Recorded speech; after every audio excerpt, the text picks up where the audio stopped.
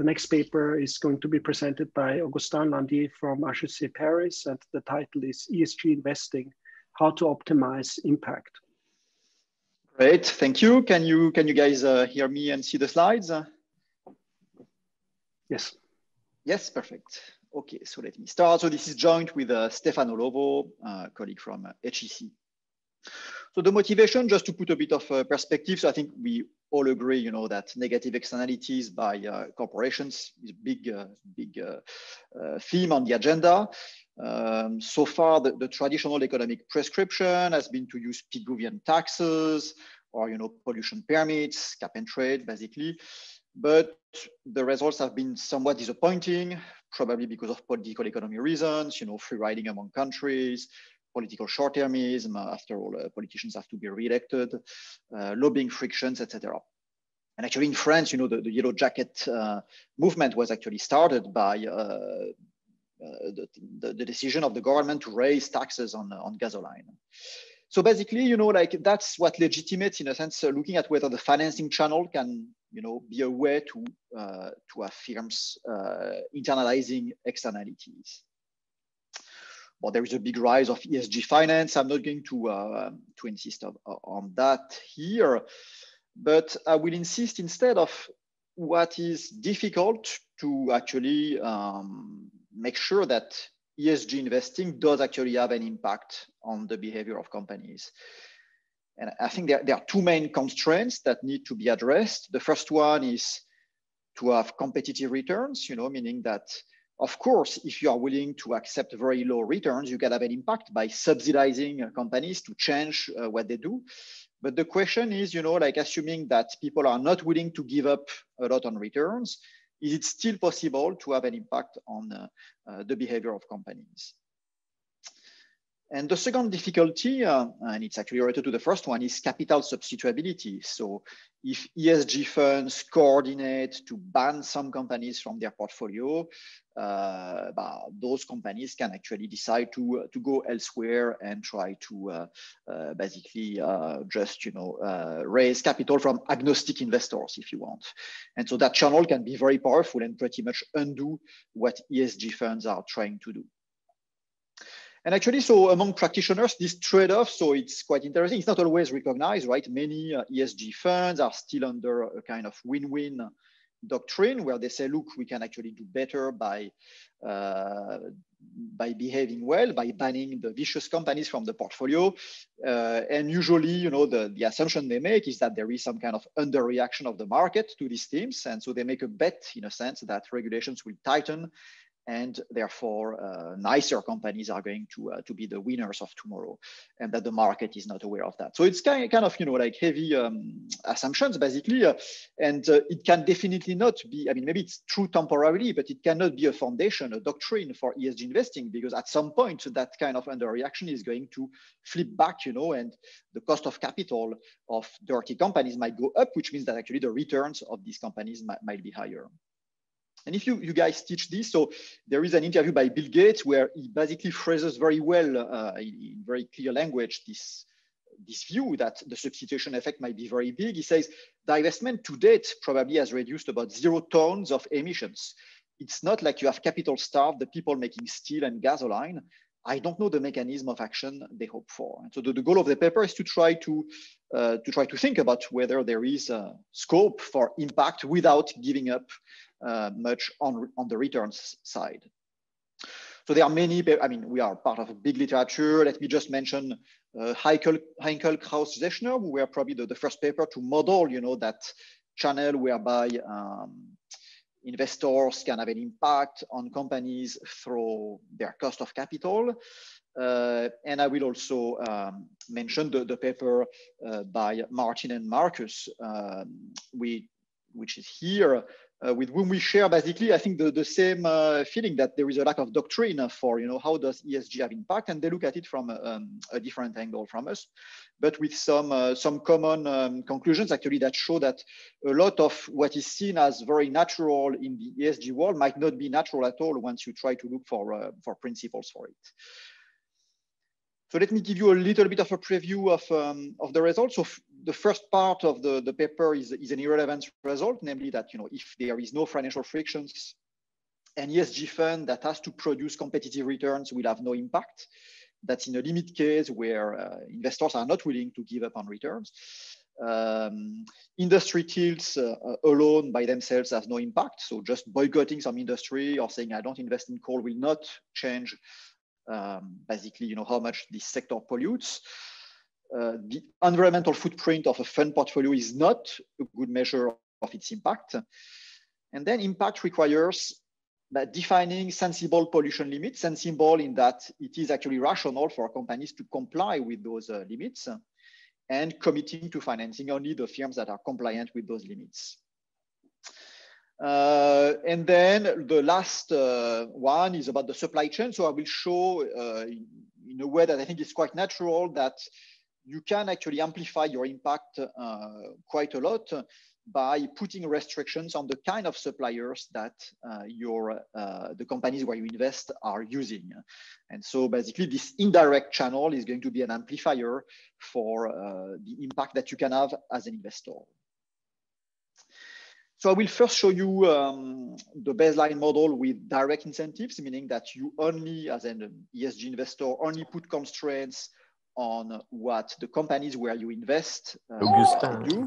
Yeah, sorry. Yeah. Hello. Okay, let me continue.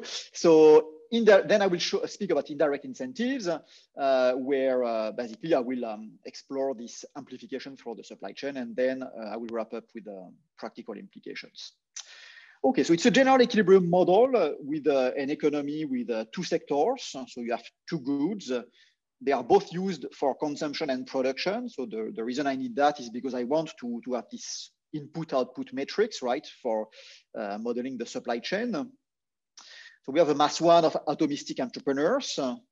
They have an ability to run a firm, only one firm, and they have no initial wealth. So they will need to go to the capital market to find wealth.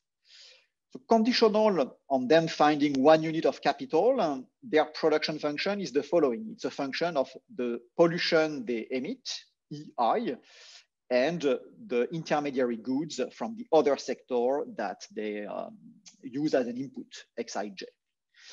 Okay, and so basically I use a Cobb-Douglas function here just for the purpose of having closed form solutions, but basically the functional form does not matter very much here, except that we need concavity for the equilibrium to exist.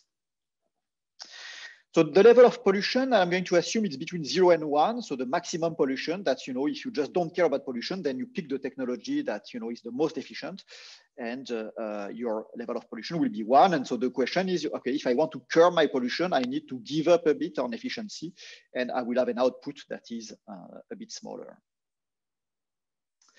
Okay, now let's turn to the capital side. So we have a mass one of atomistic capitalists. They are each endowed with 1 unit of capital, and they are going to delegate their portfolio choice to competitive intermediaries that compete to basically attract their capital. So there will be regular funds that just maximize returns, and there will be an ESG fund which is willing to, on top of that, maximize social welfare. And I will specify very precisely what I mean by that in a minute. So to make that clear, so what are the preferences of individuals? So the type of utility functions we have in mind are consequentialist, in the sense that we assume that investors care about impact, and impact is basically a measure of welfare when they invest and welfare when they don't invest. So it's really basically like they attribute to their actions a fraction of what the ESG fund is able to achieve as a change between welfare in equilibrium versus welfare in a laissez-faire economy with no ESG fund. Okay, so I will have to compute basically this impact by the ESG fund, and each investor basically attributes to herself a fraction of that impact that is proportional to the capital that it has contributed to the ESG fund. And this parameter mu, but if it's equal to 0, then we are back to standard selfish preferences. So they are standard, except for the denominator. Here, I introduce this utility from aggregate pollution. So big EI is the sum of all the small EIs, namely the pollution of each individual firm in sector I. Okay, and so I distinguish E1 and E2. So these are the two sectors. You could add them up if you want, but here it allows for them to be different types of pollution. It could be radioactivity on the nuclear sector, for example, and carbon emissions on the coal industry sector. Okay. So in the talk, so to simplify things, I'm going to consider a corner case, a limit case, where I will assume that mu goes to 0. So think about it as lexicographic preferences, meaning that people, they really want to maximize their returns, and conditional on having the same returns, they are looking for, they are inclined to give their money to a fund that has more impact. Okay, so that's going to be a limit case, and I will take the share, the total amount of capital that will be collected by the ESG fund as exogenous. So that's going to simplify the exposition, and also it's a way to show that even in that limit case, actually the ESG fund can have an impact. Okay, so here is the timing. So first, each capitalist chooses whether they invest with the ESG fund or the non-ESG fund. Then the ESG fund is going to announce first the weights it is going to allocate in each industry, and second, the emission limits it is imposing for a company to be eligible to its capital. So basically it says, look, I'm not going to lend money to entrepreneurs who are polluting more than E1 hat in industry 1 and E2 hat in industry 2. It will turn out to be optimal, and that's quite obvious, to have different pollution limits in different industries. Okay, so then entrepreneurs choose in what industry they want to start a company, and they choose the technology of their firm. So an assumption here is that actually that choice is irreversible. Then capital and entrepreneurs are matched on a market that will have a matching friction that I will describe in a sec. And then production occurs, profits are shared between entrepreneurs and capitalists. And now, like both types, they just become, households who consume goods, basically facing the same prices in the same market. So let me speak about the matching friction. So I'm going to assume that if you comply with what the ESG fund wants, so because there is a mass 1 of capitalists and a mass 1 of entrepreneurs, then you will get financing with probability 1 because everybody is basically willing to finance you. Now, if you don't comply with the restrictions that the ESG fund is imposing, then you take the risk that it's going to take time for you to find capital. And so the way we model that is that we assume that you will get financed only with a probability that is smaller than 1, and that is proportional to 1 minus SI, where SI is the fraction of capital in the pool of capital dedicated to industry I, which is ESG, divided by 1 minus eta I times SI. And eta I is a measure of the matching efficiency in sector I. So if the market is perfect, eta I is equal to 1. It means that, even if you don't comply, you will end up finding capital. If eta is equal to 0, then it means you find capital with probability 1 minus SI when you don't comply, which means that basically you have only one draw from the pool of capital, okay? And then if you get unlucky and you find a capitalist that is not willing to finance you because your production function is too dirty, then you have no second chance. Okay, so eta I is a way to index, basically to have a range between this perfect efficiency versus only one chance cases. Okay.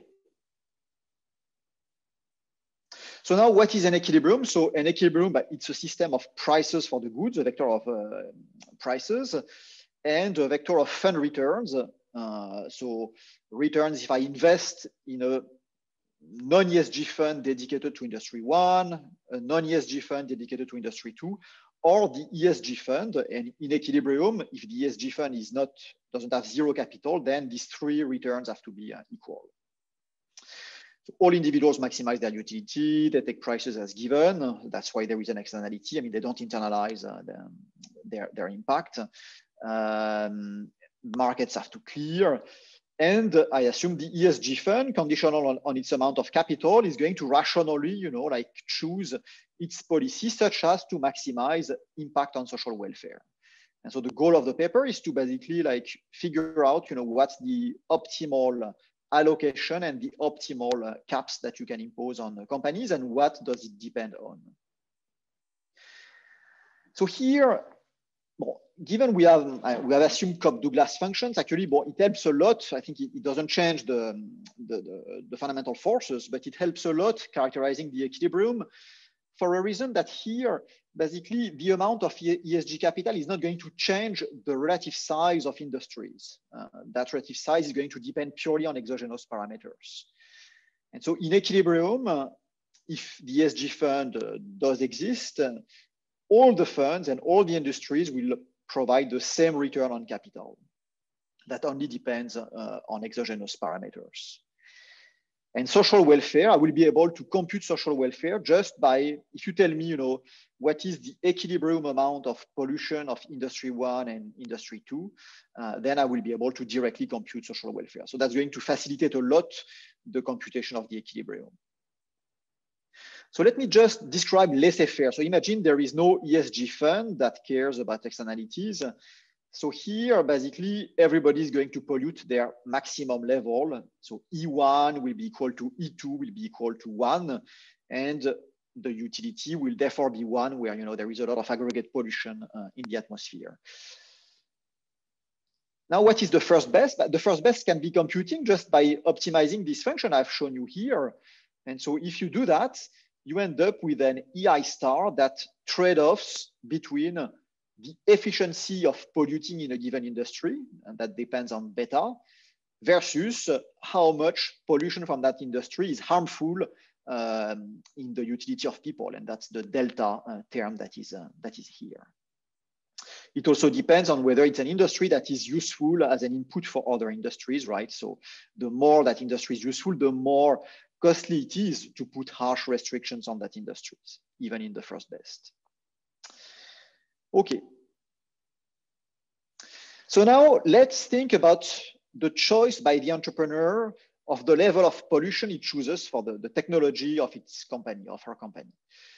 So if the entrepreneur decides to comply with the requirement of the ESG fund, then its level of production is going to be E to the exponent beta. And so basically it's clear that for a given limit that is imposed to her, but the entrepreneur is going to choose that threshold itself, right? Because that's the maximum it can pollute, and therefore the more money it can make while being compliant. Now, if you choose to not comply, so to have a level of pollution above the threshold imposed by the ESG capitalists, then you are not doomed to not produce, but you will produce only with a probability that is smaller than 1, which is here. But you will produce more, and so actually this term should be 1 here, meaning that you are going to. No, sorry, it's not 1, so it's EI exponent beta, and you see that you will actually choose EI equal to 1 because there is no reason, there is nothing that actually makes it attractive to not choose maximum pollution. Okay, and so with that in mind, basically that gives us a first constraint, which is the highest threshold that the ESG capitalist can impose on an industry while making sure that entrepreneurs are actually going to comply with that threshold. So they will comply if basically entrepreneurs in sector I are indifferent between complying, which is what they get on the right-hand side, versus not complying, which is what they get on the left-hand side, and where basically, like finding capital is a bit more difficult for them. Okay, so now we can solve for the optimal problem of the ESG fund. So they maximize aggregate utility in this economy. What they have to choose is the threshold that they impose to companies under 2 constraints. One is the compliance constraint, which says that these limits have to be reasonable enough that entrepreneurs actually want to comply with them. And their portfolio constraint, which states that the sum of the capital they invest in industry 1 and industry 2, it has to add up with S, which is the amount they collected ex ante. Okay, so the first result is a specialization result, which says that in this setup, unless the ESG fund is really large, it should pick its battles and specialize in one sector so that it's going to be a big fish in that sector and really curb emissions in that sector. So for a small fund, I mean, if the aggregate ESG capital is small, it should coordinate its battles on one industry. Then there is a medium range where the ESG pool of capital is big enough that actually it should try to be present in several sectors.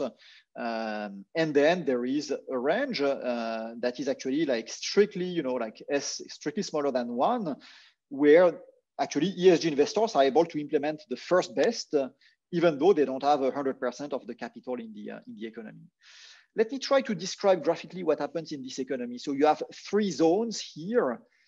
The first zone, which corresponds to a small ESG fund. So on the horizontal axis, you have S, the total amount of capital managed by the ESG fund. If that amount of capital is small enough, you see that in green, you have the level of emissions that are going to be imposed and implemented by the ESG fund. And so you see that it's going to focus the ESG fund on curbing emissions in only one sector. In that example, it's sector 2. But it leaves the emissions in sector 1 unchanged, and actually they, you know, saturate the constraint of being equal to 1, which is the maximum level of emissions that is allowed. Okay, so then we enter a zone where the ESG fund is going to actually curb the emissions in both sectors and invest in both. And then you have a third zone where we have a plateau of, you know, like the welfare improvement that the ESG fund is inducing, and actually basically the emission thresholds do not change anymore, and we achieve the first best. So U in blue is the aggregate welfare. You see that it is kind of obviously increasing with the ESG fund, and it is strictly monotonic up to a threshold where basically we achieve first best. We cannot do better than that. And then, so what's interesting is that it's an economy where ESG investors are going to improve welfare by reducing the GDP. So aggregate consumption goes down, and actually in both sectors it goes down. So even when ESG investors do not try to impose restrictions on sector 1, you see that the consumption of good one goes down simply because people are poorer, right? So the constraints imposed on sector 2 are going to also have an impact on the aggregate output of sector 1. So that's what happens in equilibrium. And one nice outcome of this specification is a rule to tell you in what sectors you want to specialize as the ESG fund. How do you pick the sector where you should focus and intervene, if we focus on the case of a small ESG fund? So basically, there are three effects to take into account. The first one is you want to pick a sector where actually there is a big gain in economic efficiency from reducing pollution. And that's going to be determined by the gap between laissez-faire level of emission, which is 1, versus the first best level of emission, which is E star. Okay, so that can depend both on the toxicity of the pollution in that sector and on how much it is needed in the production process. And the second term, which is the interesting one, which really makes the ESG fund different from a central planner, is how much grip it has on the entrepreneur. And that grip, it can be decomposed in two effects. So one is exogenous, it's the size of the financial friction that is assumed in that sector. So that's captured by eta.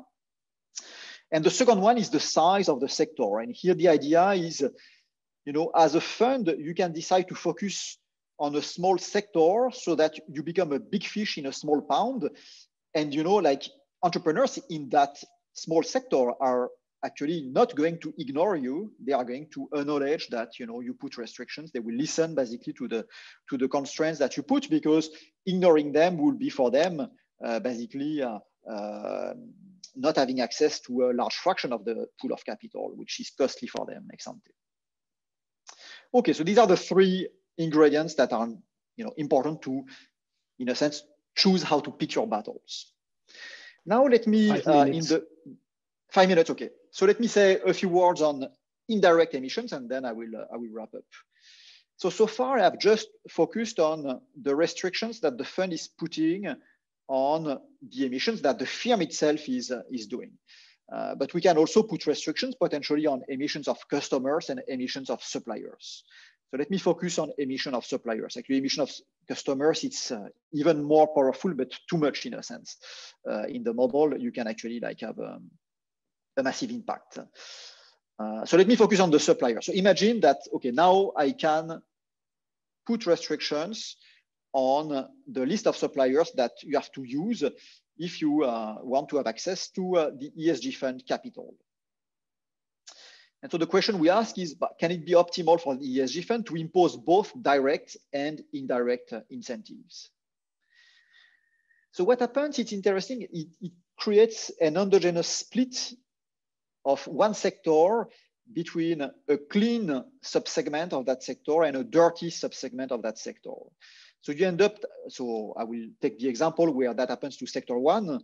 So sector one here is going to become endogenously split between companies that choose to be clean, companies that choose to remain dirty, and regular funds are going to provide capital to both clean and dirty companies. The ESG fund is going to finance purely sector two actually, and curb sector one indirectly through constraints on what sector two can use as suppliers. And then the consumers here, I assume they don't care. They basically use the cheapest goods they can. And so in equilibrium, it's actually going to be the dirty good, because it's actually more cheap to produce, is going to be the cheapest one in equilibrium always. And so the characterization of the equilibrium, it's pretty much the same, except that we have one new parameter, which is the price of the dirty good. And so we need one additional equation, and that additional equation is this one, the second one. It tells us that in the sector that is split in two, entrepreneurs have to be indifferent between producing the dirty good or producing the clean good. In both cases, they are not going to get ESG capital. They are going to be financed by agnostic investors. And so just to give you the particular case of what we show, if we again focus on a small ESG fund that is a bit, like infinitesimal vis-a-vis the aggregate capital market, then we characterize what it should do. So it should, in the case of its possible access to indirect restrictions, it should invest all its capital in the industry that has the highest capital market friction. And then it should put an emission cap only on the emissions of the priority sector, namely the one where it is the most efficient economically to reduce emissions.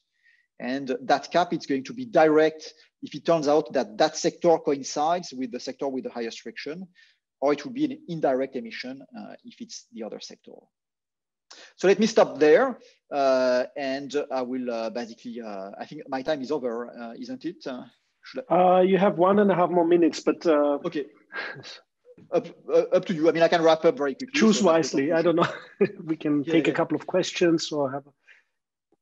All right. So then let's go to the discussant. Thank you very much, Augustin. Thank you. The discussant is Ernst Maug from the University of Mannheim Business School.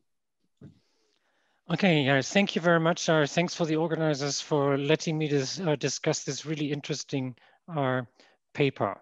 So I would first like to say this is a really great paper. Now, this is these days a bland statement because all discussants say that, but I think I really like that this is a simple model. Everything can be solved in closed form. It's a clean analysis, and I think it makes a number of really important points. So I could stop there, but I really have kind of a difficult personal take on this paper. I really love the paper, but I don't love the spin. So I have a very different kind of takeaway from this paper than I think what the authors have. So I think the authors can keep all of the main analysis of the paper, but I want them to rewrite the title, the introduction, and the conclusion. So let's go back. what is the question we're asking? The question that is asked in this paper is a really important question, and that is, what if the market fails? Then we want to find an effective mechanism to address the externalities in production. So how do we typically think about it? We think about the government, for example, Peruvian taxes to fix a price system, but that in many cases doesn't work. Then we could have regulation that could impose technology that requires even more knowledge on the part of the regulator and is fraught with even more problems. So Augustin slides had a few points about why on many cases government performance in this area is unsatisfactory. Now, then the question is, what if the political process does not work? Then the alternative is we have choices by socially conscientious executives who implement corporate social responsibility, consumers or investors. And this paper focuses on investors. And it does something that is really fascinating. It looks at a model where investors first demand a competitive return, but then some of them are sensitive to externalities, but the preferences are lexicographic. So really the first order criterion they apply is still, they want to maximize returns. So if there are sufficiently many of them, then the first best may actually even obtain. And this is where, as a reader, I step back and say, wow, this is magic. So first, we wanted to introduce the government in order to fix the market because the market didn't work. Then we realized that the political process doesn't work. And now we are asking the market to fix itself. So we are introducing kind of a new type of actor in the market that not only improves things a little bit much of the time, but actually implements the first best. And so I want to know what the magic is. So as a reader, I could stop here. As a discussant, I have to do my duties and ask, where does a rabbit go into the hat? Kind of where's the magic in this paper? So let's go through this step by step. How does this actually work? So let me just rehearse the narrative of the argument. So Augustin gave a kind of very detailed discussion of the math and how this works. So first part, we have an economy with investors and entrepreneurs, and they are also consumers and they're all atomistic. So nobody has any power, standard. Then we have investors who choose funds. Some of them are socially responsible and some are not. That's good. Then we have funds who allocate capital to firms and firms that create externalities in production. That's going to probably standardware in this kind of paper. And then we have a socially responsible ESG fund that allocates capital only to firms that reduce emissions and demands a competitive return. So we do not even kind of introduce a trick here, like having some investors, for example, sacrifice some returns in order to have the fund address some externalities. So it's really, up to this point, everything is extremely standard. And that's what I really love about this paper, because I think what the paper does is it develops a theory of ESG investing where almost all of the ingredients are so standard that, that you cannot question them. So I just make a tick mark on them. But then we have two assumptions where I think we need to dig into. The first one, I think, which looks like a simplification, but I think it's not, is that we have only one ESG fund. So if there is any collective action problem to be solved here, at some point, I think there is an issue that we have only one fund that now kind of serves as a coordinating device. The second thing is that entrepreneurs to reduce emissions to retain access to an ESG fund, because there is a surge friction in the financial markets, so they can't kind of costlessly substitute for capital. So we have a surge friction and therefore a friction in capital markets, which means that a single fund, even though the fund has investors that want to earn a competitive return, has actually some kind of discretionary power over these entrepreneurs. So these are the issues I would like to talk about. So let me comment. Comment number one. Welfare is maximized if the single ESG fund allocates its capital optimally. So let me go through the solution that Augustin presented mathematically. So if there is very little ESG capital, then it should invest in only one industry in order to maximize its impact.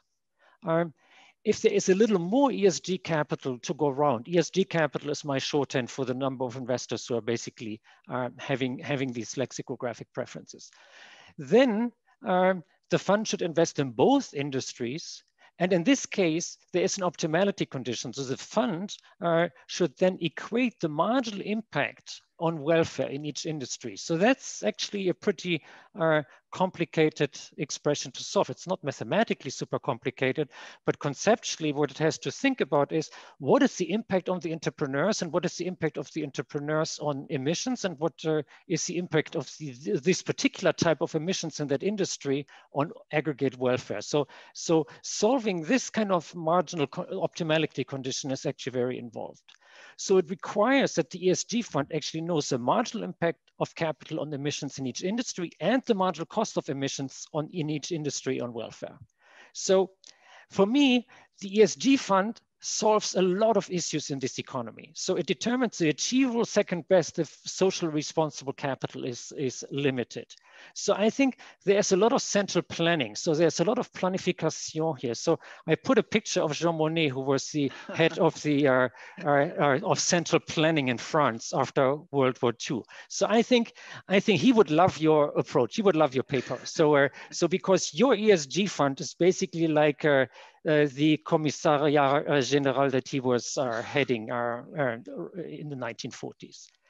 I have a lot of questions here. So let me reveal my colors here. So I asked the question that I think is the real question that Milton Friedman asked in a famous article almost exactly 50 years ago. How can one, even the very sophisticated investor in this case, so he was addressing, of course, slightly different agents, but I paraphrase him. How can one, even a very sophisticated investor, solve this problem if the government cannot?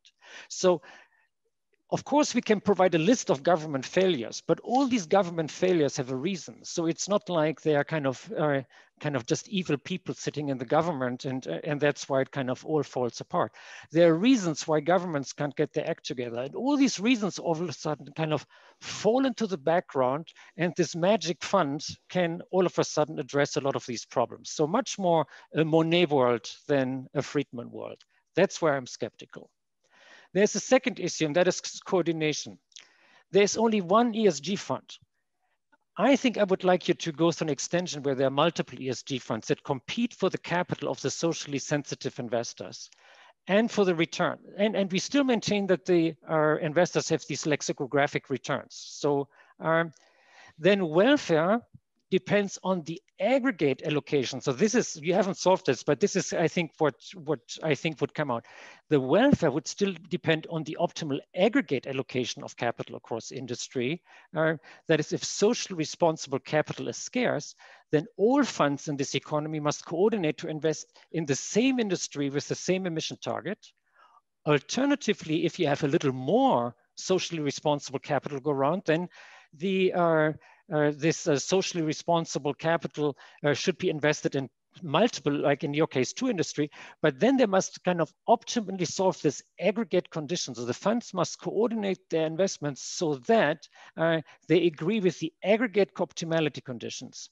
And I ask myself, how are these conditions going to be decentralized? So how are we thinking about an economy in which this central planning problem is solved if we have multiple decentralized decision makers? I think that's a problem that you need to address.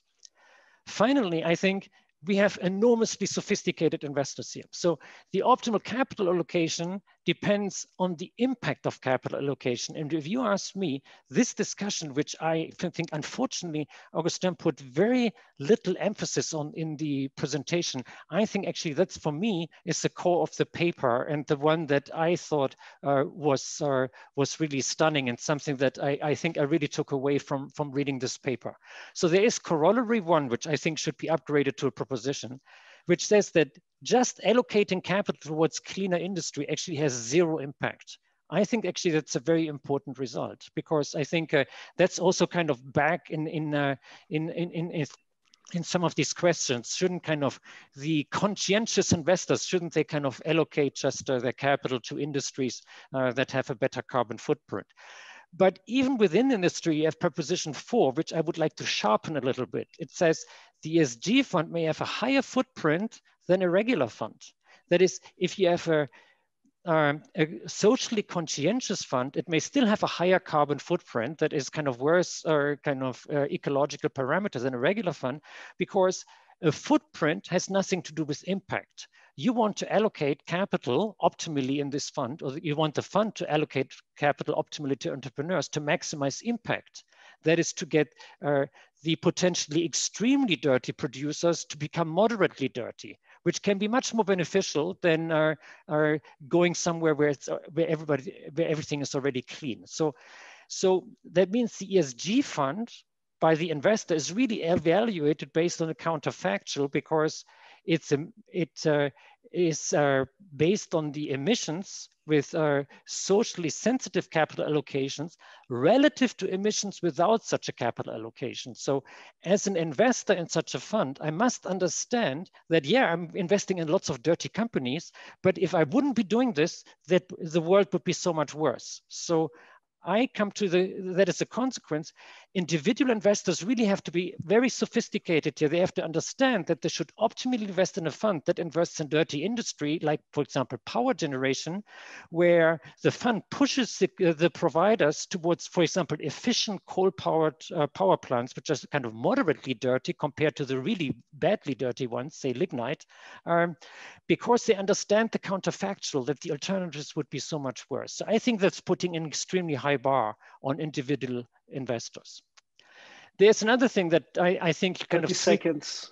Sorry? We're already out of time, so maybe 30 seconds. Can you give me 1 more minute? Sure. Until, okay. So last question, what if some investors are Kantian rather than consequentialist? So for example, they simply have a principle for clean industries and technologies. So they don't understand trade-offs, they don't understand counterfactuals.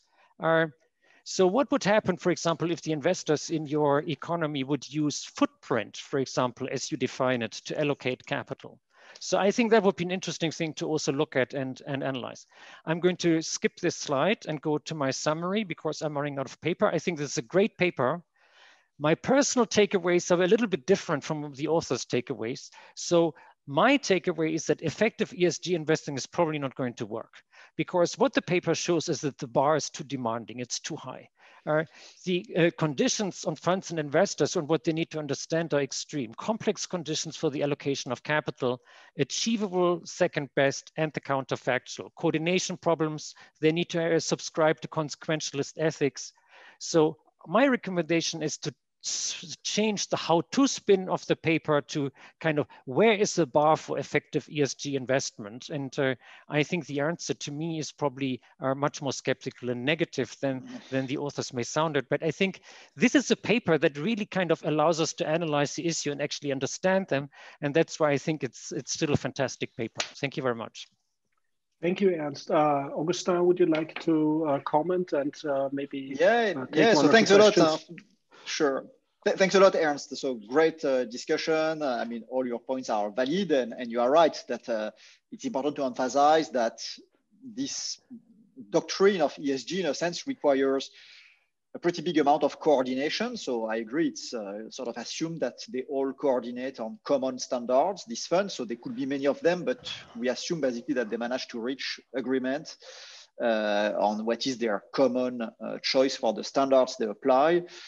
And also, it's not a decentralized approach. So it's true that it requires them to compute the thresholds EHAT.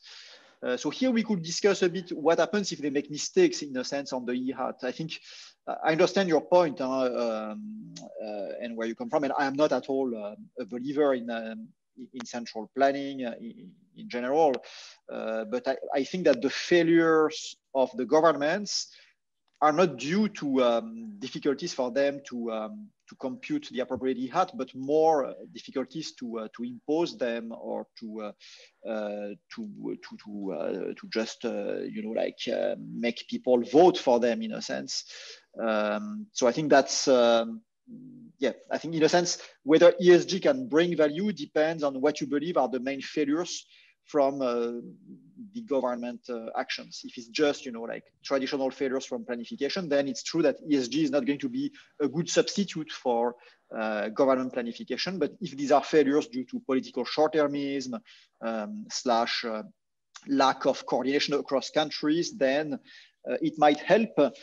So in a sense, I think the idea is maybe some kind of multilateralism at the investor level is easier to achieve because their interests are more aligned in a sense than it is at the country level, where cooperation has shown to be extremely difficult and very slow. But all your points are well taken, and we will actually take them into account when we rewrite the paper. So thanks a lot, and please send me the discussion, and maybe actually let's talk some more about it. I think this was a very very neat set of points that you made. So thank you. Absolutely. Thank you, Augustin. Do we have a question from the floor, from the panelists, or is there anyone who would like to? Martin has a. There are two questions on the Q&A. Right. What I was wondering about is, there's this, one of the things I find really interesting about your model, Augustin, is that there's in the end no return sacrifice for impact, and that of course has been a controversial question. Some people, particularly practitioners, say there's this win-win situation. You can do better by being ESG. Then some empirical evidence, some theory, like my paper with Marcus says, you actually have to sacrifice if you want to have impact. And I find interesting that in your paper, it's possible kind of with the same return. And could you give some more intuition what kind of the key driver is? Is it that in equilibrium, all firms will behave and become clean? That's kind of all or nothing, the impact, or what would you say is kind of the key for this result? Because I think from a, investor's perspective, it's quite important to think about that question of the return. No, totally. So I think you got it. There is a little bit of a diamond paradox effect, right? So you announce ex ante the standards, and basically all the companies that can are going to comply with them. It doesn't have to be, so it is in the model I have shown, it's a symmetric equilibrium, and it's a bit, in that sense, it's very homogeneous. They all comply. But actually, and that's something maybe we should do in robustness, you can have heterogeneity on the cost of compliance, and you will have a mass of companies that choose not to comply just because it's too costly for them to comply. It complexifies the computation of the optimal threshold, but that's feasible. But the intuition is really that the search frictions introduce this sort of reluctance to give up on access to responsible capital. And I think when I think about, is it plausible economically? What I see is that all the big companies, in the S&P 500, in the DAX, in the CAC 40, they all take this pretty seriously, right? They have all started to apply to themselves standards that are above regulations, most of them. And so it has to be that these investors are able to, in a sense, impose, like some norms that are a bit above regulatory thresholds. And so I think there are two interpretations. So even the one you propose, which is that companies want to preserve current or future access to this pool of capital, or that there are very strong expectations on regulations becoming tighter. Or maybe a third one, which is that employees and customers might also be imposing their own preferences to companies. But I think it has to be a mix of these three things.